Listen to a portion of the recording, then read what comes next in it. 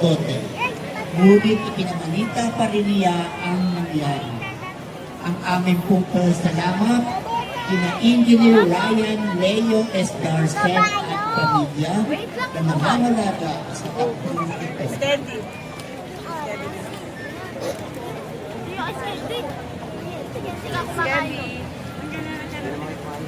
Nakasabay ko sila lahat. Nakasabay ko yung unang una. Pauwi na. Habang nangangaral si Jesus sa kapatid, dinala ng gobernador ang isang paralitiko at ibinaba sa pamamagitan ng Papagaling ni Jesus sa paralitiko. Dahil sa kanilang pananampalataya, ipinatawag ni Jesus ang pagkawa ng kanyang kasalanan at pinatunayan ang kanyang kapangyarihan sa pamamagitan ng pagpapagaling sa kapatid. Agad na tumuloy ang nakalakad ang paralitiko. Ito naman ha. Number 19 na po. Ganda, galing. No.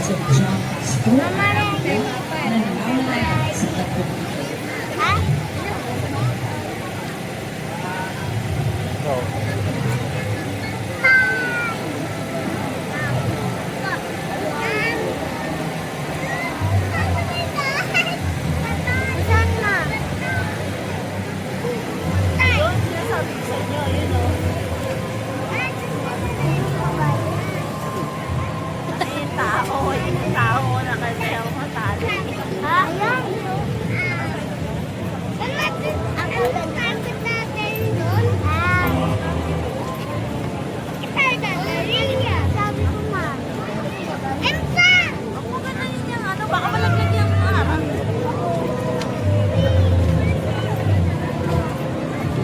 Kaya ba? Ang pagtawag ni Jesus kay Mateo.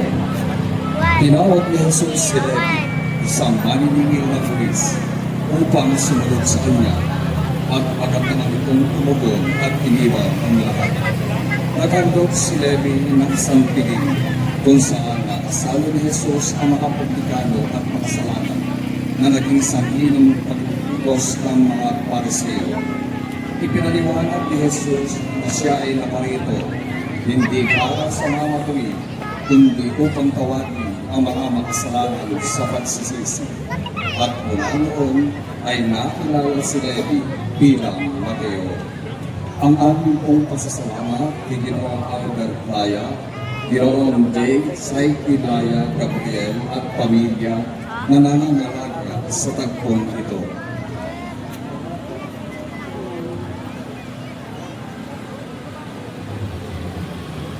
Ang pangangaral ng ating Panginoong Jesus sa bundok, ang mapapalad. Sa pangangaral ni Jesus sa bundok ay paulit-ulit niyang sinabi ang katagang ito, mapalad kayo. Dito ay makikita ang pamantayan etos, taliwas sa tinatangkilik ng mundo.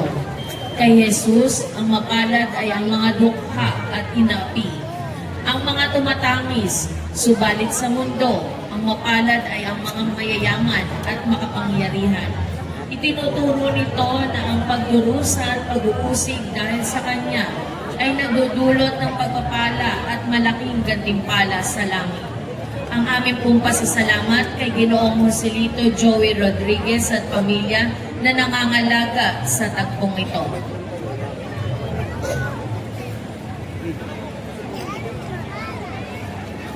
Share naman ang live natin mga kalokal. Salamat.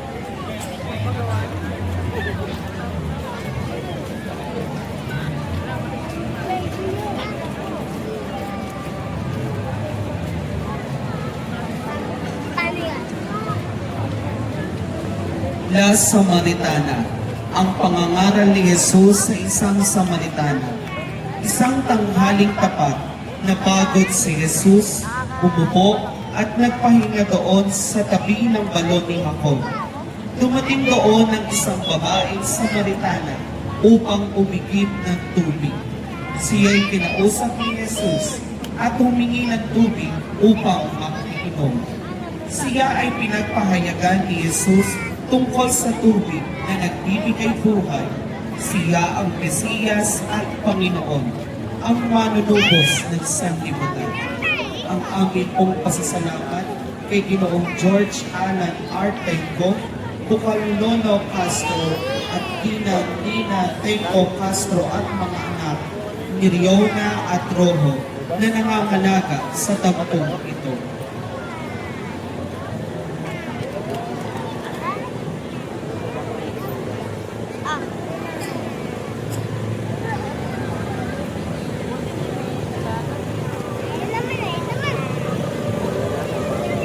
Na penitente Maria Magdalena.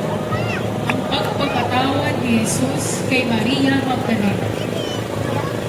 Ayon kay San Lucas, nabanggit si Maria Magdalena bilang pinagaling ni Jesus sa kanyang karamdaman. At nabanggit din na mula sa kanya ay pitong demonyo ang pinaalis ng Panginoon. Pagkatapos pagalingin, ginamit niya ang kanyang ari-arian upang makatulong sa pangangaral ng Panginoon at sumunod sa Kanya. Ang aming pong pasasalamat kay Ginoong Agustin Buenaventura, Ginoong Bambi Espiritu, mga kapatid at mga pinsan na nangangalaga sa tagpong ito.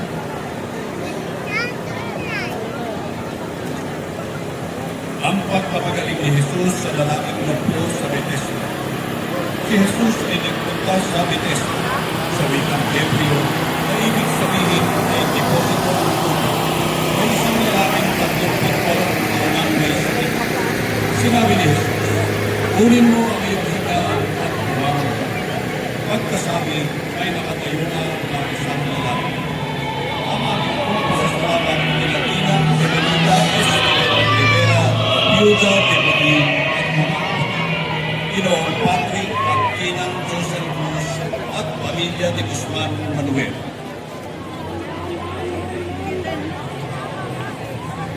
Na nangangalaga sa tagpong ito.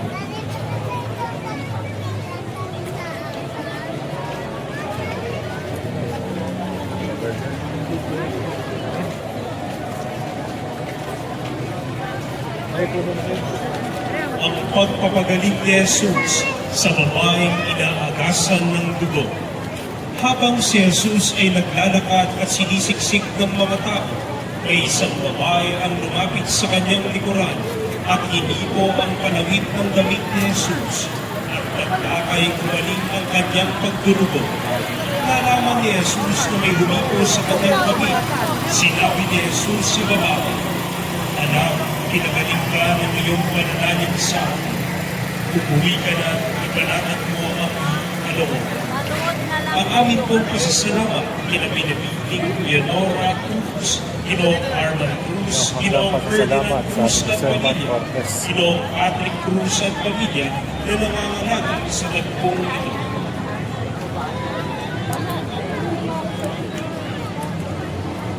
Ang pagpapagaling ni Jesus sa anak ni Jairo. Si Jairo ay may isang anak na namatay.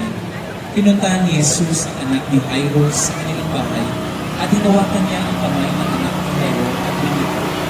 Ining, bumangon ka. Nagbalik ang kanyang iniman at siya ay bumangon.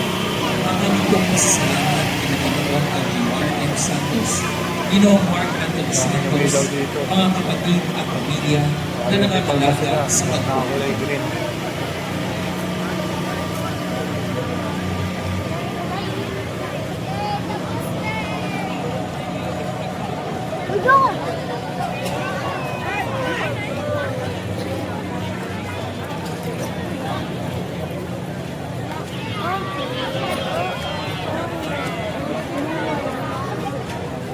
Ikatlong bahagi sa buhay ni Jesus. Ang panahon ng pagtitiliksa kay Jesus.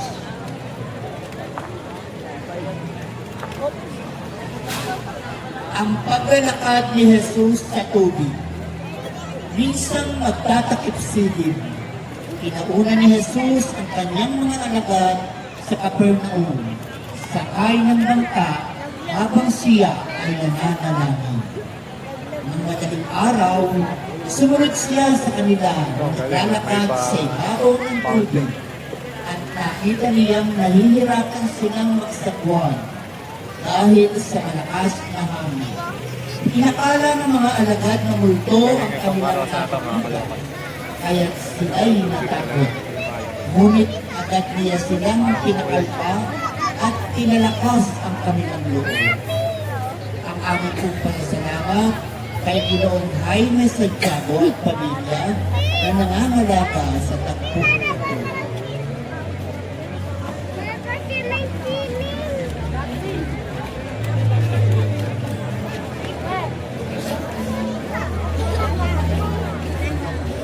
Ay, no. Iyak ka tayo.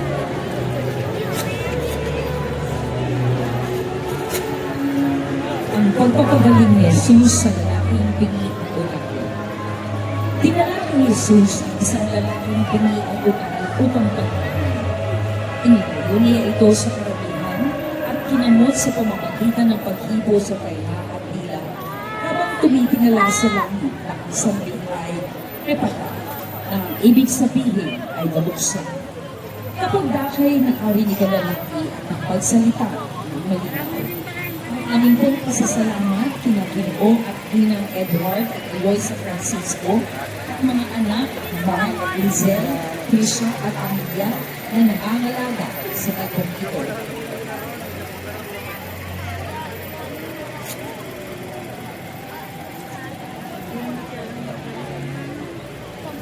Dami rin umilaw dito. Meron silang pa-uniform.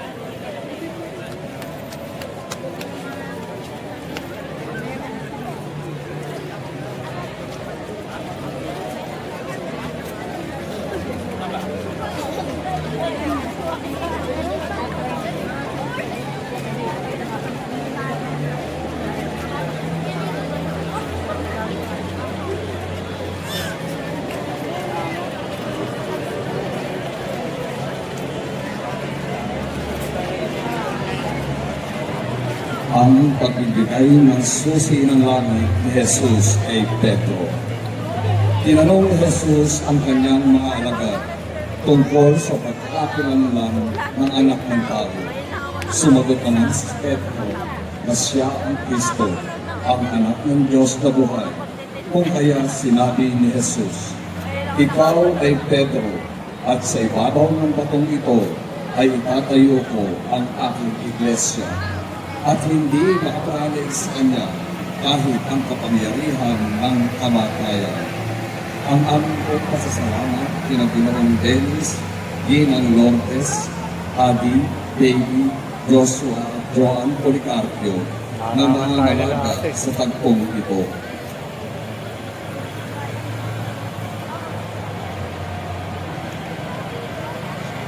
Ang pagkakahayag ni Jesus tungkol sa kanyang kamatayan.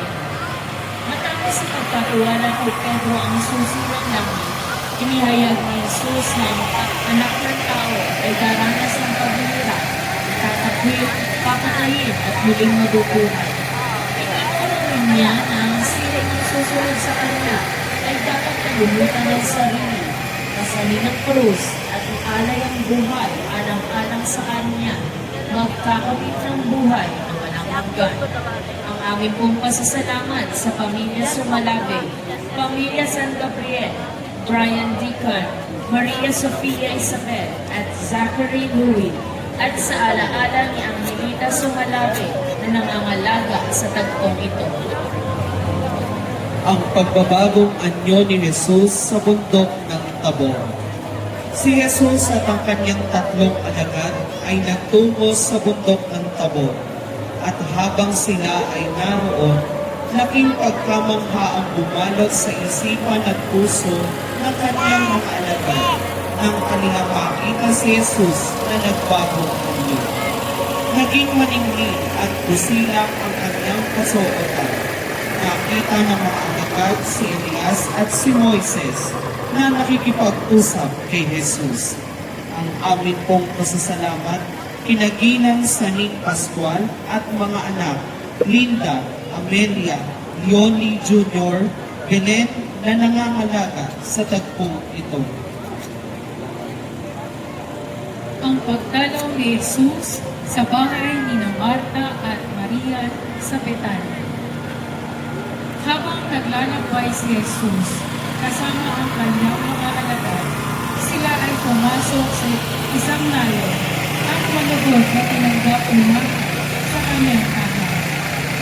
Abala si Marta sa maraming paghahanda at humingi kay Jesus na utos niya ang kanyang kapatid na si Maria na tulungan siya. Subalit, ipinaalala ni Jesus na siya ay naninigal sa maraming bagay. Samantalang iisa lamang ang tunay na mahalaga. Binigyang diin niya na pinili ni Maria ang lalong mabuti at ito'y hindi aalisin sa kanya.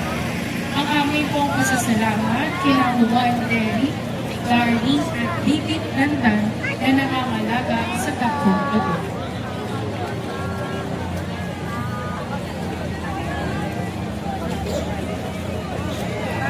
Number 33 na po, mga kalotals. Number 33. Ang pagtuturo ni Jesus ng Ama namin. Sinabi ni Jesus, kung kayo'y mananalangin, ganito ang sabihin niyo. Ama, sambahin nawa ang pangalan mo. Nagsimula na sana ang iyong pagkahari. Sundin nawa ang iyong kalooban. Bigyan kami ngayon ng aming kakanin sa araw-araw at patawarin kami sa aming mga kasalanan sapagkat pinatawad namin ang bawat nagkasala sa amin at huwag mo kaming iharap sa kahit-hit na pagkasunod. Ang amin pong pasasalamat, pinagin na Rodrigo at Ginang Marites Maldao at mga anak, Rosemary Asuncion, John Clarence, John Yuri Maldao, Ginoong Joaquin at Ginang Baby Adriano na nangangalaga sa pagpapit.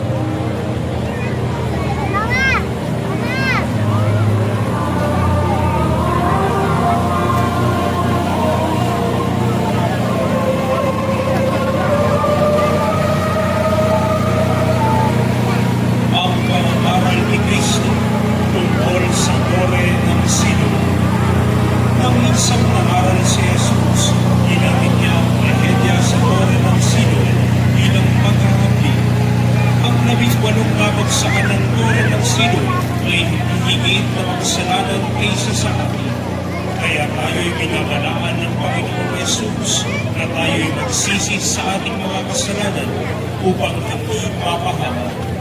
Ang aming pong pasasalamat kay Ginoong Mark Nestor Agustin Mempin at pamilya na nangangalaga sa tagpong ito.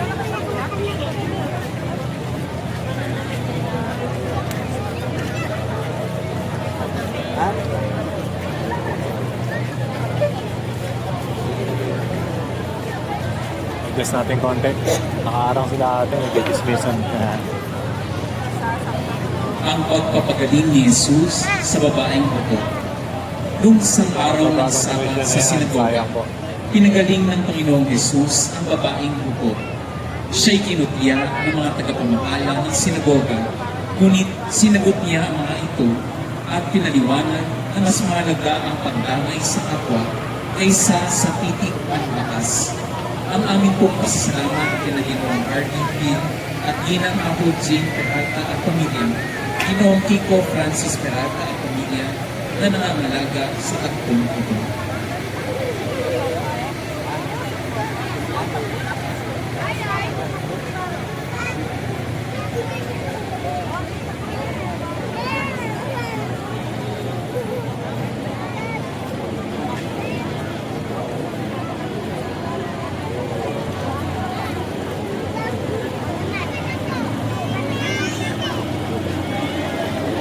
Tom Metaglo Jr. Salamat po sa live. Welcome po sir.